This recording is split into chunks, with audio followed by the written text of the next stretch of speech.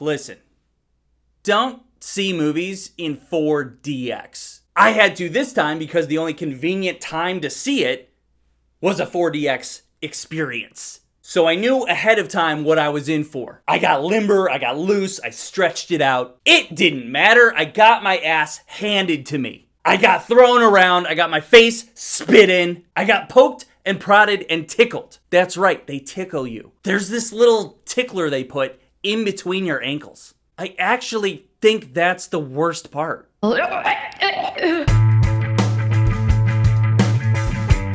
FURIOSA is the prequel to Mad Max Fury Road, but a postquel to Mad Max Beyond Thunderdome. This is about the rise of FURIOSA. It's about how she found herself at the Citadel, about how she gained the respect of the war boys, and how she became worthy of driving the war rig. And we also discover how she lost her effing arm. Meanwhile, you've also got Chris Hemsworth causing trouble for everyone, including Immortan Joe. That first interaction between Hemsworth and Immortan Joe was one of my top 3 favorite parts of the movie. It was awesome. Anya Taylor-Joy is FURIOSA, and once again, she delivers a great performance. I have always said I love the choice of roles that she picks. I don't know if it's her manager that picks those roles. I don't know if it's her that picks those roles. I love the variety of roles and movies that she's in. A lot of what this character is quietly learning and then taking action when the opportunity presents itself. She doesn't have a ton of dialogue, but when she does, she makes it count. It's her physical performance that makes you believe that one day she could be the FURIOSA. She's smart, she's ruthless, she's vengeful. I wasn't sure how I would feel about Hemsworth in this, but you know what? He killed it.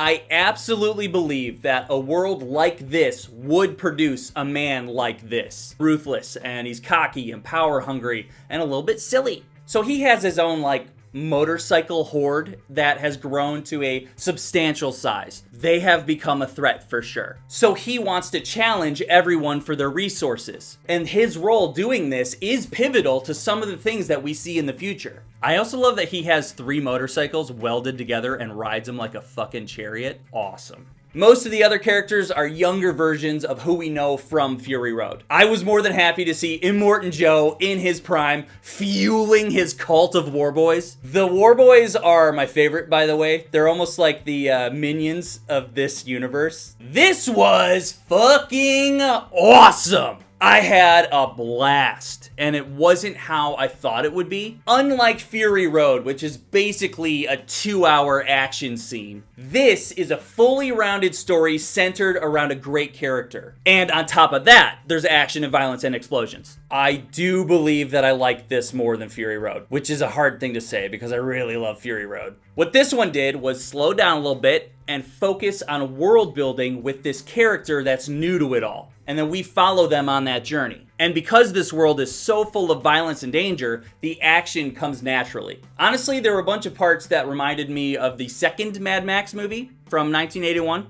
you remember that one? The difference is that this focused so much more on Furiosa and that singular character. Max was always this vehicle to introduce new characters. And then we would get involved in their story and the situation that they're going through. Max was always the constant, and everything going on around him was always the variable, keeping things interesting from movie to movie. Coming into this, I already had all these questions about Furiosa. And I was delighted to see these questions get some answers. They show us how the economic structure between these 3 separate towns provide different resources for each other. Everything that they gave us just a taste of previously, they gave us the full course here. There's this uneasy alliance between the Citadel and Bullet Town and Gas Town. And it's this uneasy alliance that provides some opportunity for Hemsworth to cause some chaos. Over time, we're given these big events that show us how Furiosa levels up. And I was all for it, all the time. This prequel also sets up Fury Road to have more meaning, and in turn makes that a better movie. If I had to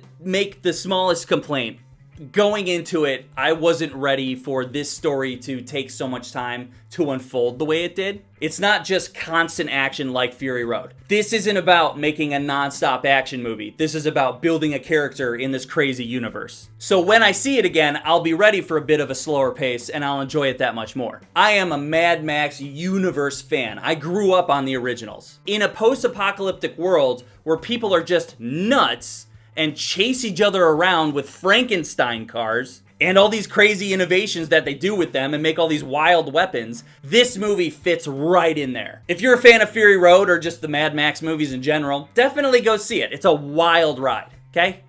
See ya! Subscribe! So you might be wondering, is Mad Max in this at all? Maybe.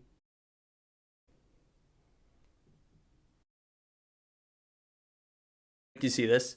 I'm super caffeinated and I haven't eaten yet today. That's what happens when you get old. Diabetes? I don't know.